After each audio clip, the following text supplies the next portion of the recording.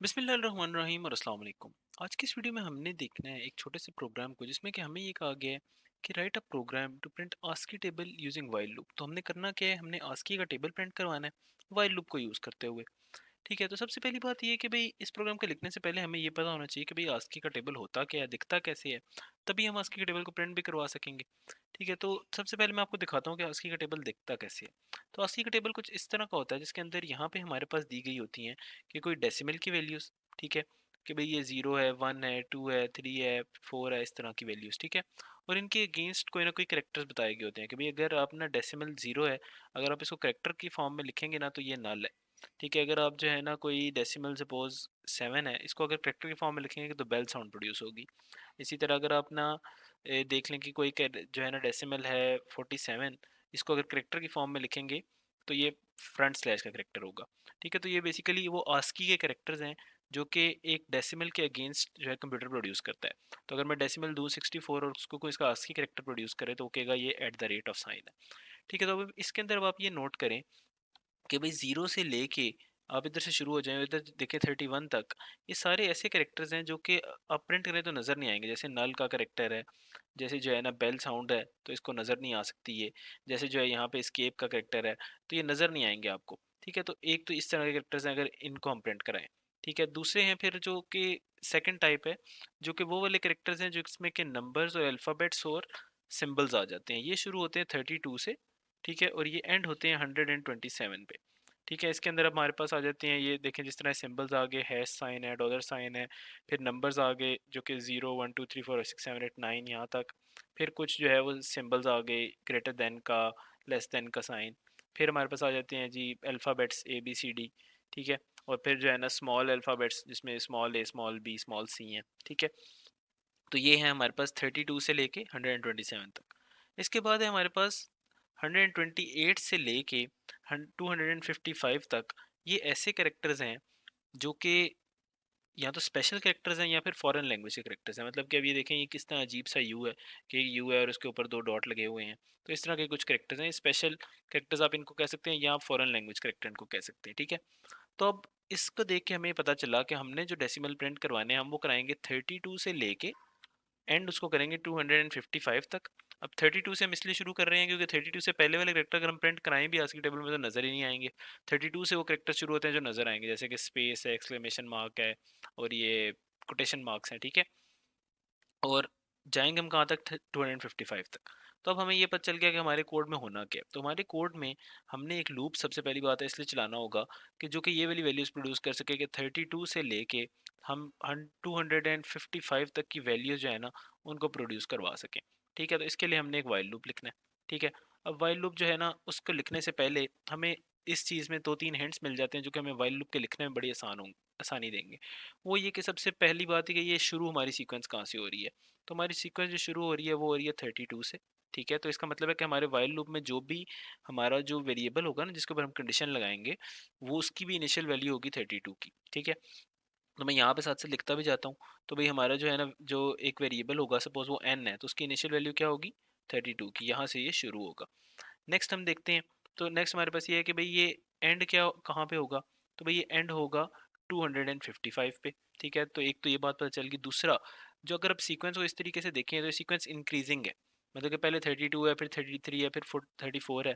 इसका मतलब ये है कि इससे हमें पता चल जाता होता है कि जो वाइल लूप की कंडीशन होगी ना वो एन के वेरिएबल के ऊपर होगी और इसके अंदर लिखा आएगा लेस देन इक्वल टू का साइन आएगा क्योंकि सीक्वेंस इंक्रीजिंग है और उसका एंड जो है वो 255 है तो यहाँ पे आ जाएगा 255। ठीक है, तो लेस देन इक्वल टू कहाँ से आया कि सीक्वेंस इंक्रीजिंग है। 255 कहाँ से आया कि जो एंड है ना सीक्वेंस का वो 255 पे है। ठीक है, आगे हम चलते हैं। अब लूप में हमने कुछ भी लिखना हो उससे पहले हमने ये भी देखना है कि n की वैल्यू के अंदर कोई ना कोई इंक्रीमेंट या डिक्रीमेंट होना चाहिए ताकि वो n 32 से 255 तक पहुंचे, तभी तो ये लूप क्लोज होगा, वरना तो ये होगा ही नहीं। तो अब वो इंक्रीमेंट होगा या डिक्रीमेंट होगा वो क्या होगा और किस वैल्यू का होगा ये अब हम देखते हैं। तो आप अगर दो नंबर्स को देखें, कोई से दो नंबर इसमें ले लें, जैसे मैं 33 से 34 पे जाऊं, तो इसके इन दोनों में एक नंबर से दूसरे नंबर पे जाने के लिए हम +1 का इंक्रीमेंट कर रहे हैं। मतलब कि 33 में अगर मैं 1 ऐड करूं तो 34 आ रहा है, 34 में अगर मैं 1 ऐड करूं तो 35 आ रहा है।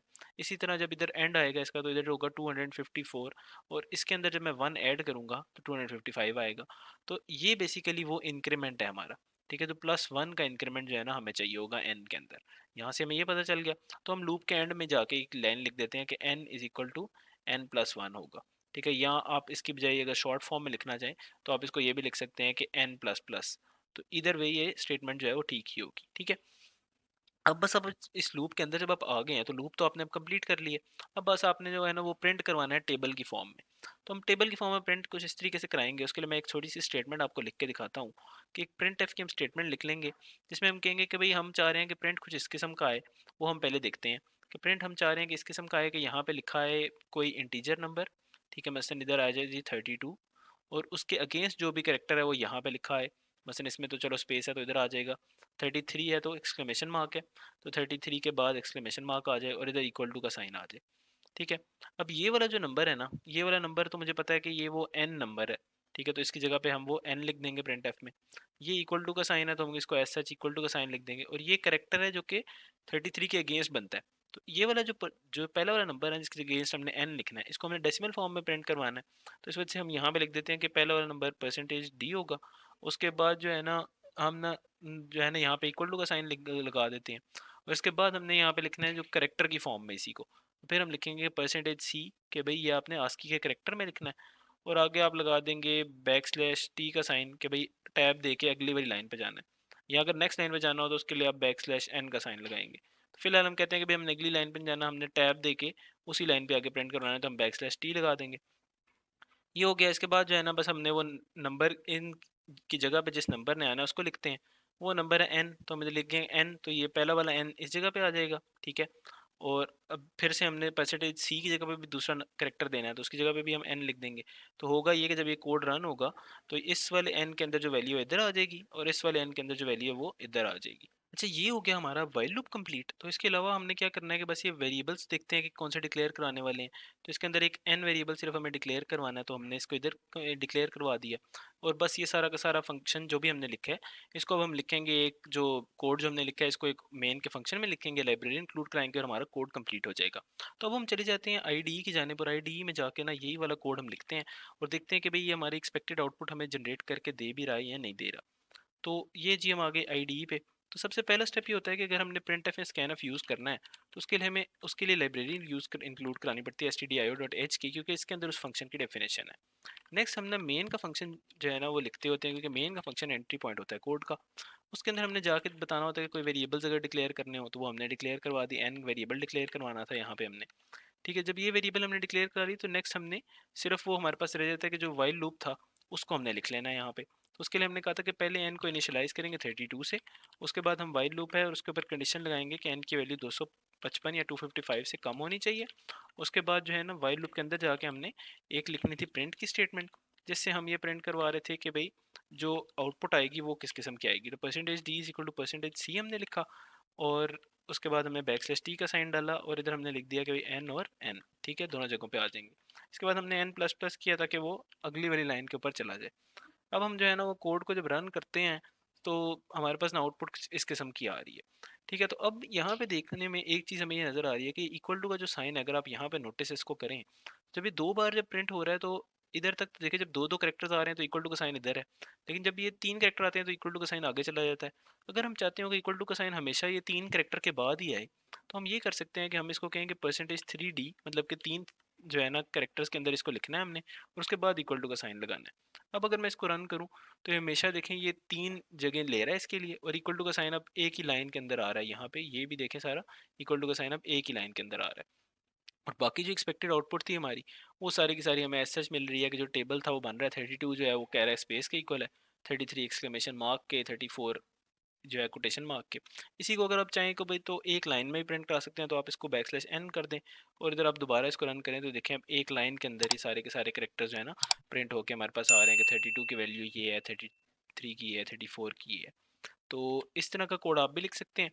तो आपने छोटा सा होमवर्क ये करना है कि आपने एक कोड लिखना है जो कि सिर्फ ना कैपिटल अल्फ़ाबेट्स जो है ना उनको प्रिंट करवाए, और वो भी ई से लेके जी तक जो अल्फ़ाबेट्स हैं सिर्फ उनको प्रिंट करवाए। तो इस चीज़ को अब अगर आपने कोड कर लिया तो समझें कि ये प्रोग्राम जो है ना आपको समझ आ गया।